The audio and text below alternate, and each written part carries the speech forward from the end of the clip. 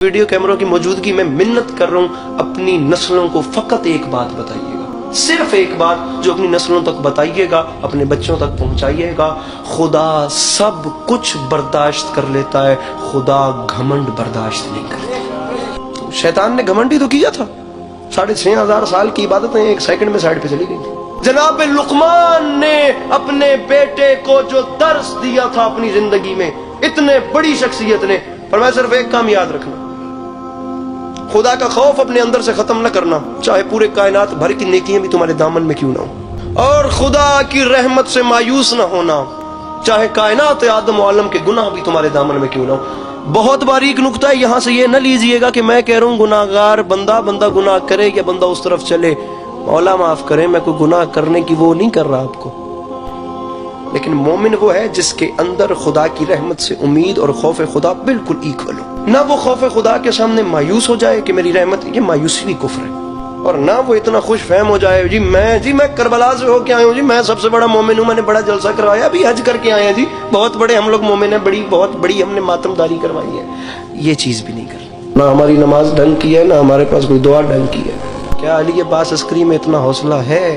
میں کیا سر پہ قرآن رکھ کے کہہ سکتا ہوں کہ پچھلے 22 سال میں میری کوئی کم سے کم 2 رکعت ایک بھی ایسی نماز ہو جس میں مجھے خدا کے علاوہ دنیا کا خیال نہ ہو؟ میرے معصوم فرماتے ہیں ایک وقت میں مسجد میں 2 لوگ داخل ہوئے،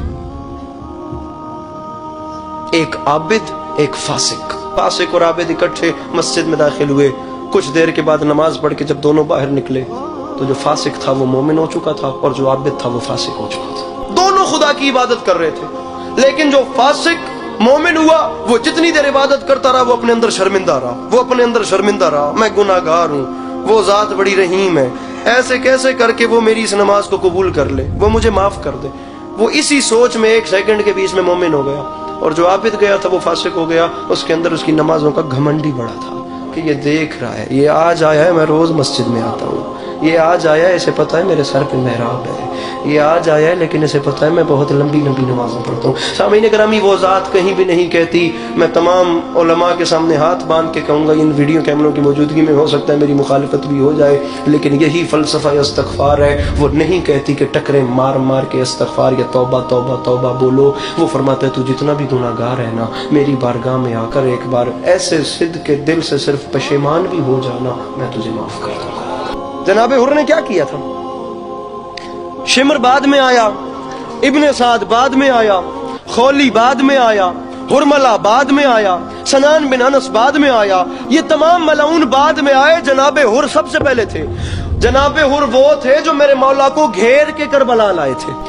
میرے مولا نے رو کے فرمایا، حر یہ حسین کی دعا ہے، یہ حسین کے دل کے لفظ ہیں، اللہ کرے تیری ماں تیرے غم میں ماتم کرے۔ جناب عباس علمدار کے دیکھتے ہوئے حر نے حسین بادشاہ کے گھوڑے کی لگام میں ہاتھ ڈال دیا۔ کوئی لمبی بات ہی نہیں ہے سامعین گرامی، ہوا کیا؟ علامہ ذیشان حیدر جوادی صاحب کی کتاب ہے رسالت الہیہ، خدا کی قسم کیا پیارا جملہ لکھتے ہیں، فرمایا یہ جو انقلاب حر میں آیا نا، یہ معرفت فاطمۃ الزہرا کی بدولت ہے، یہ رسول اکرم صلی اللہ علیہ وآلہ وسلم کی بیٹی کی معرفت تھی، جس کے صدقے میں وہ گناہگار، سامعین گرامی ادھر دیکھیے، یہ دیکھیے، یہ بالکل پل صراط ہے۔ 2 کردار بہت زیادہ تاریخ میں نمایاں ہیں، ایک ابن سعد، ایک جناب حر، دونوں اپنے سامنے جنت اور جہنم کو دیکھ رہے تھے، حر بھی ابن سعد بھی، دونوں کو نظر آ رہا تھا۔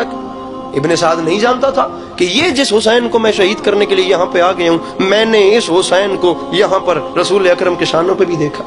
2 کردار نمایاں تھے، دونوں کے سامنے بالکل ایسے جنت بھی تھی ایسے جہنم بھی تھی، ایک نے دنیا چن لی ایک نے آخرت چن لی۔ آ گیا حر علی کے لال کے سامنے، اور رکھے علماء کے سروں پہ قرآن، اور ان سے پوچھیں جناب حر علیہ السلام نے جملے کیا کہے؟